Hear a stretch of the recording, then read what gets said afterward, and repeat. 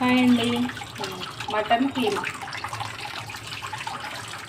ఆ గిన్నెలో ఎందుకు కడుగుతుందో తెలుసా? అది చిల్లులు గిన్నె. ఏమో చూపి చిల్లులు గిన్నె కదా. మటన్ కీమా వేరే గిన్నెలో వేసి కడిగి నీళ్ళు వంచుతుంటే అవి వంచేటప్పుడు సన్న ముక్కలు కదా, నీళ్ళు అమ్మటే పడి వెళ్ళిపోతాయి, మనం తీయలేము. అందుకని టెక్నిక్ అనమాట. ఎవరైనా ఇలా చిల్లులు గిన్నెలో వేసి కడగండి, నీళ్ళు కారిపోతాయి, కింద నుంచి నీట్గా కడుక్కోవచ్చు. ముక్కలు పోయి వేస్ట్ అవ్వకుండా, మనకు కంగారు అవ్వకుండా, ముక్కలు పోతున్నాయి నీళ్ళల్లో అని ఇబ్బంది పడకుండా కడుక్కోవచ్చు. ఈ టెక్నిక్ ఫాలో అవ్వండి. మటన్ కీమా కింద నుంచి చూసారా నీళ్ళు ఎలా కారిపోతున్నాయో అట్లా నీట్గా శుభ్రం కడుక్కోవచ్చు.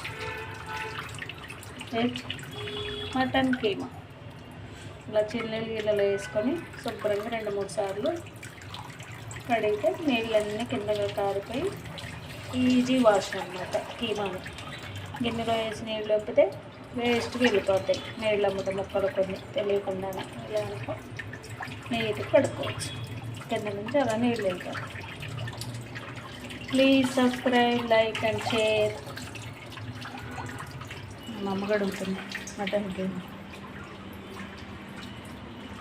ఈ పెద్దవాళ్ళకు తెలిసిన టెక్నిక్లు. Okay, please subscribe, like and share. Thank you friends.